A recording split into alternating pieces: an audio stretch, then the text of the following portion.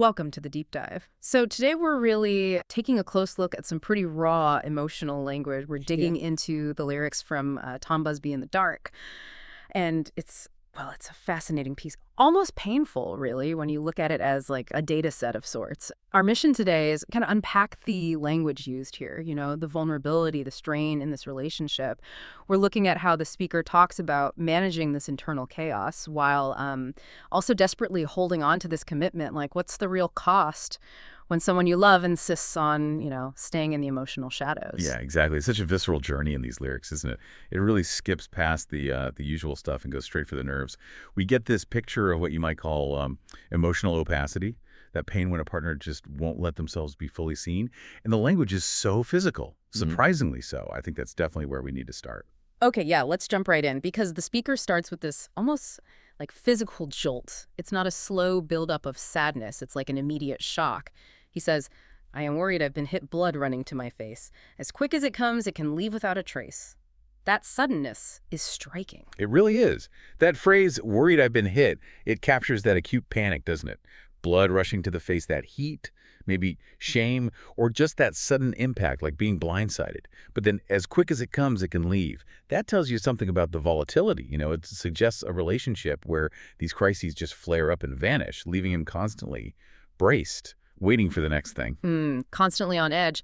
And what's really interesting is how that shock, that surface thing, immediately seems to go deeper. It morphs into something more sustained, more internal. He talks about it's a pain, it's moving deeper, and then describes all the nerves in a downhill race. That sounds like a system breakdown. It really does. It's moving from that momentary shock to chronic stress, right? Yeah. Nerves in a downhill race. I mean, psychologically, that sounds like the nervous system just spiraling, like the fight-or-flight response has been triggered so often it's just burning out. It's not a sprint anymore. It's an uncontrolled fall. A terrifying fall, and then you get this really strange physical reaction to that. Total stillness on the outside. He says, now my arms and my legs and fingers are frozen in place. How does that work? If everything inside is racing downhill, why is the body just stuck? Well, that's often seen as the third stress response, right? Fight, flight, or freeze. The internal chaos, the downhill race, becomes so overwhelming, maybe the threats feel so constant that the system just shuts down. A kind of protective mechanism, could be a form of dissociation maybe, psychological paralysis. He's just overwhelmed to the point where he can't move, can't act, even if inside he's, screaming. Wow, that's a powerful image. Okay, so this intense internal state, this paralysis, it's all happening within a relationship he seems to see as, well, unavoidable. Yeah. Which I guess leads us straight into the core metaphor he uses for the whole dynamic. Right, the never-ending roller coaster. Yeah. That's the one. It's not a calm sea, definitely not solid ground. It's pure velocity and ups and downs, he says. It's a never-ending roller coaster around. We go a couple more highs than lows. No matter how fast it goes, I won't get off of it. Yeah, that line perfectly captures the wildness of it all. And admitting a couple more highs than lows, he knows it's unstable. He knows the cost is high. But then, I won't get off of it. That's the key part, isn't it? That conscious choice to stay, despite everything. It is. It's a declaration of commitment, for sure. But maybe we could push on that a bit. Is it pure commitment, or is there an element of, well, the structure of the ride itself being addictive? Roller coasters work on intermittent reinforcement. Those sudden highs, the thrill, they can keep you hooked through the scary lows. Perhaps the intensity itself is part of what keeps him there. That's a really interesting distinction. So maybe he stays not just out of pure devotion, but because those highs, when they come, they're just powerful enough to make the lows seem worth enduring. It's still a choice, a conscious one to endure, which speaks volumes about, well, maybe selflessness, or like you said, maybe a really deep investment in the thrill itself. And accepting it as never ending. I mean, you can just hear the fatigue in that, can't you? It sounds like someone who's stopped trying to fix the ride, stopped trying to smooth it out.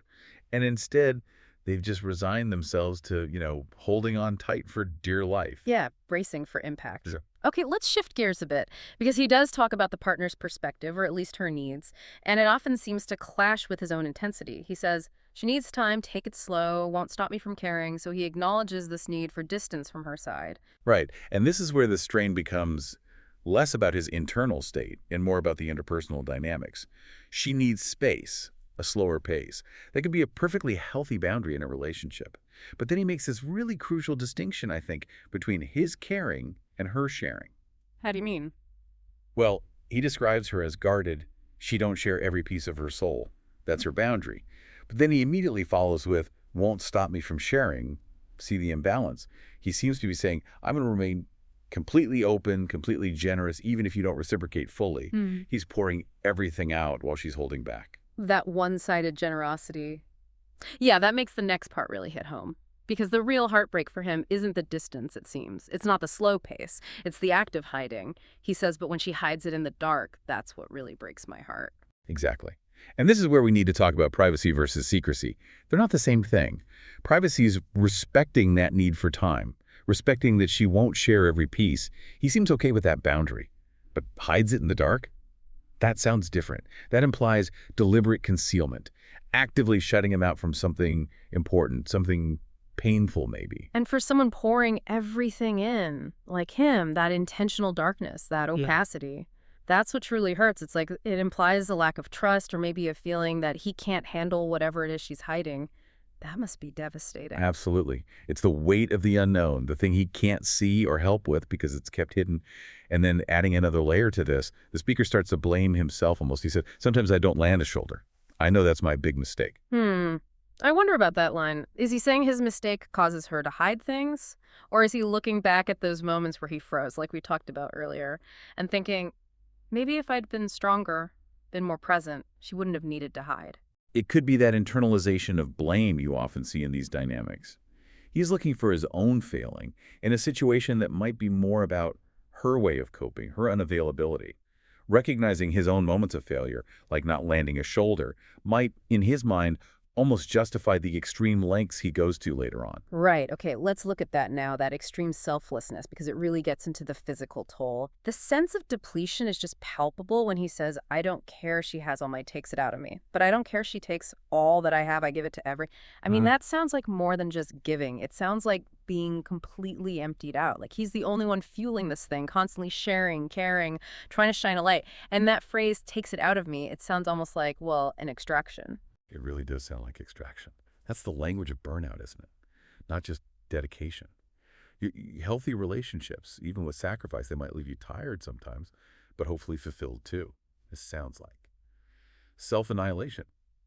He's admitting he's running on empty, basically, but he doubles down. I don't care.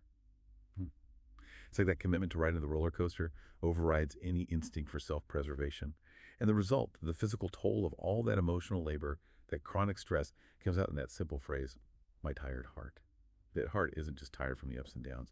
It sounds tired from constantly pushing against that darkness. Yeah, if the real pain comes from her hiding things, from when she hides it in the dark, then the tired heart is the price he pays for constantly trying to bridge that gap, trying to break through that opacity. It's the sheer energy drain of loving someone who, for whatever reason, keeps you fighting their shadows with them or even for them. So just to kind of pull this together for you, the listener, the core agony here, the thing that wears him down, it doesn't seem to be the roller coaster itself. He actually says he's willing to stay on that ride. The real exhausting pain seems to come from the lack of light, that persistent opacity from his partner that just drains him. He can handle the turbulence, it seems, but maybe not the darkness, too. I think that's the crucial insight, really. The heaviest burden isn't always the obvious crisis or the volatility. Sometimes it's the constant draining effort needed to love someone who operates from the shadows, someone who keeps a vital part of themselves, maybe their deepest pain, hidden away. The weight of what's not said, what's not seen, can be immense. And that leaves us and you with maybe something to think about drawing from these lyrics. If you find yourself in that position, pouring everything in, where is that line between commitment and self-preservation? What's that invisible weight we carry when we know someone we love might be trying to protect us by hiding their pain, but in doing so, they're also, perhaps unintentionally, breaking our heart? Where does needed privacy end and damaging secrecy begin? Lots to think about there. Thanks for joining us on the deep dive. We'll catch you next time.